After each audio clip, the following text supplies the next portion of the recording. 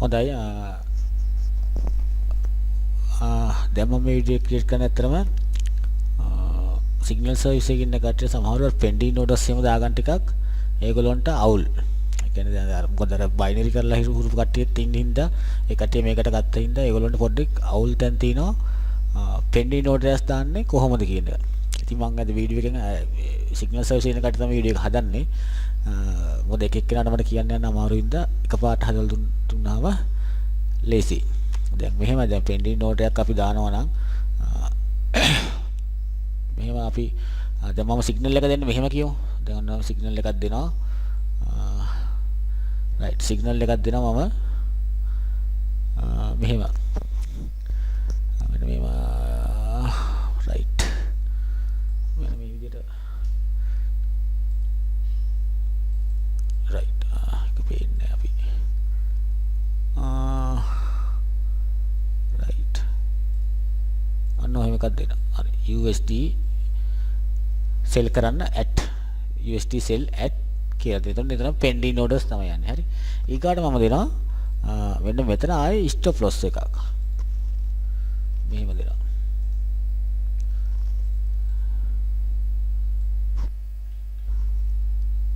මම දෙන stop loss එක. හරි මේක stop loss එක. ඊගාට දෙනවා take profit එක. take profit එක සමහර වෙලාවට දෙනවා සමහර වෙලාවට දෙන්නේ නැහැ. ඒමුත් අපි නුදුන්න තැන් වල කරන්නේ take profit එක profit එකට යනකොට ආපස්සට අපි stop loss එක move කරන එක තමයි කරන්නේ. right ඔන්න ඔහම කියමු.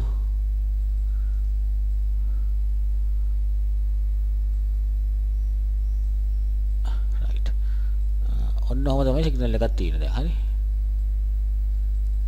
එතකොට ඔය සිග්නල් එකේ මේ සිග්නල් එක ඔහොම දුන්නාට පස්සේ ඕවර් කරන් තියෙන මෙච්චරයි. දැන් USDCH එක sell at. එතකොට නිතරම sell එකක් දුන්නොත් කරන්නේ මෙතන new order ගියා. මෙතනින් දාගත්ත pending order එක දාලා මෙතන නිතරම sell at කියලා දුන්නොත් මම sell at කියලා දෙන්නේ දුන්නාට පස්සේ ඔයගොල්ලෝ නිතරම මතක තියාගන්න මෙතන දාන්න ඕනේ sell stop order එකක් දාලා at price එකට මෙන්න මේ 97.46 දාන්න at price එකට මේ at කියලා තියෙන විතර මේ at price stop loss එකට මෙතන stop loss එක දාන්න take profit එකට take profit එක දාන්න.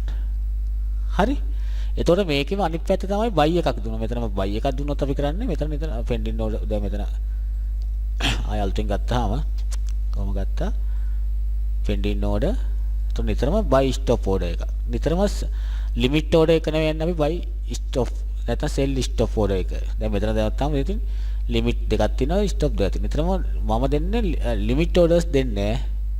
limit orders දෙන්නේ නැහැ. limit orders මම දාන දඩවලට මම දා ගන්නවා. මට මම සාමාන්‍ය signal service limit orders දෙන්නේ නැහැ. දෙන්නේ stop orders විතරයි. දැන් buy එක දුන්නා buy stop order එක දැම්මා. ඉතින් අපි මේ price එක කියලා buy එකක් දුන්නයි කියලා. එතකොට මේ price එකට at price එකට නිතරමයි buy එක දානවා. stop loss එක SL කියපු එකට ඒක දානවා. TP එක දානවා take profit එක දානවා. හරි එච්චරයි තියෙන්නේ අමාරු නෑ. එහෙම දාලා ඕඩර් එක තියලා තියන්න තියෙන්නේ.